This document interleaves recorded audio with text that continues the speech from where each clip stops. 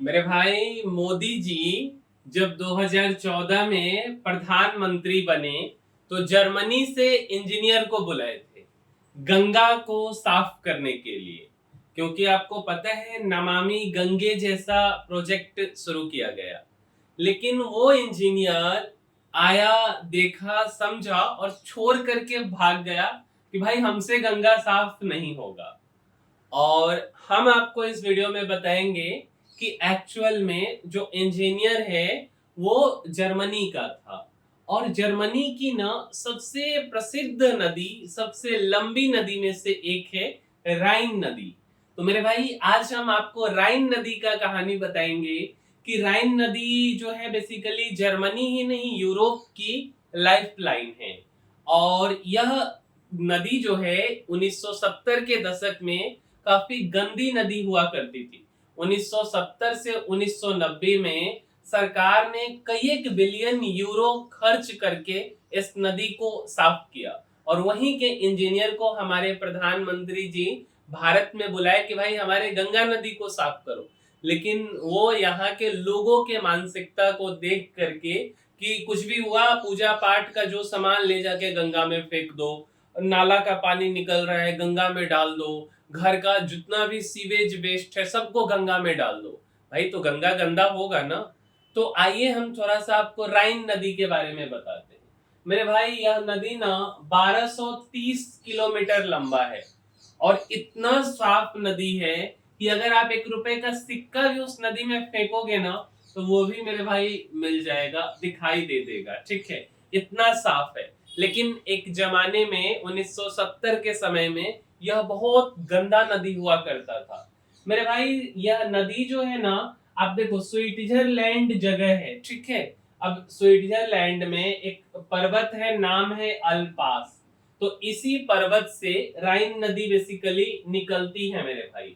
और वहां से निकलने के बाद जो है मुख्य रूप से जर्मनी में ये काफी लंबी है और जर्मनी के बाद पहुंचती है नीदरलैंड और नीदरलैंड से नॉर्थ सी में जाकर के मिल जाती है। ये कुछ जर्मनी आप देखो कितना सुंदर दिखता है। और नीदरलैंड भाई ट्यूलिप गार्डन तो एक नेक्स्ट लेवल है नीदरलैंड का, ठीक है। और उसके बाद जर्मनी नीदरलैंड होते हुए नॉर्थ सी में जाकर के राइन नदी मिल जाती है, ठीक है। अब आप देखोगे नॉर्थ सी के बगल में क्या है, तो इस साइड आप देखेंगे साउथ साइड में तो यूनाइटेड किंगडम है, ठीक है। और ये नॉर्थ सी, इधर आपका अटलांटिक ओशियन हो गया। यहाँ पे फ्रांस है, राइन नदी फ्रांस में भी है। बेल्जियम इधर हो गया, जर्मनी हो गया, इधर नीदरलैंड, डेनमार्क, स्वीडन, नॉर्वे, है ना। तो ये सब जो है कि सब आपस में कनेक्टेड ही हैं एक तरह से। अच्छा, अब देखो ये है यहाँ स्विट्जरलैंड और स्विट्जरलैंड से ये राइन नदी जाकर के नॉर्थ सी में मिल जाती है। अब कुल जो है 6 देशों में, यूरोप के 6 कंट्री में राइन नदी जो है कि बहती है। सबसे पहले तो ये स्विट्जरलैंड के अल्पास पर्वत से निकली।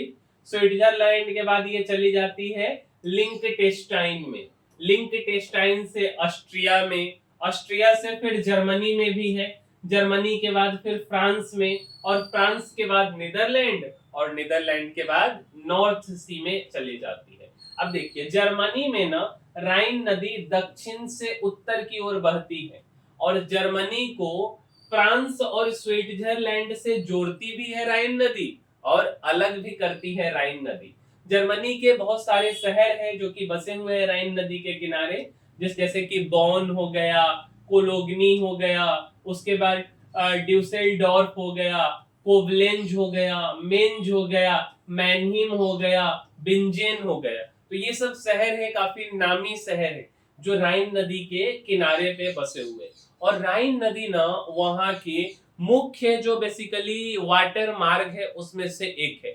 सबसे ज्यादा उसमें कोयला जो है कि ट्रांसपोर्ट होते हैं, काफी बिजी रूट है। उसके बाद लोहा हो गया, इंडस्ट्रियल आइटम हो गया, स्टील हो गया, है ना। और जो आपका खाने पीने वाला सामान हो गया वो सारा कुछ राइन नदी के थ्रू ही ट्रांसपोर्ट किया जाता है। और जो है ये राइन नदी का कहानी है ना मेरे भाई। उम्मीद करते हैं कि आप जर्मनी यूरोप तो नहीं गए होंगे, बट थोड़ा सा नॉलेज जो है गेन करते रहना चाहिए। और इस वीडियो में आज हम आपको राइन नदी जर्मनी यूरोप का जो है उसके बारे में हमने आपको बताया और उम्मीद करते हैं कि आपको यह वीडियो पसंद आया होगा। और वीडियो पसंद आया है तो इसको लाइक जरूर कीजिएगा, साथ साथ इस वीडियो को शेयर भी कीजिए कि आपका मित्र भी जाने कि जर्मनी की सबसे लंबी नदी कौन है ना। और यूरोप में क्या राइन नदी जो है वो कितने देशों से यूरोप के जो है बहती है, किधर से किधर की तरफ बहती है, कहाँ जाके मिलती है। और चैनल को सब्सक्राइब भी कर दीजिए जिससे कि हम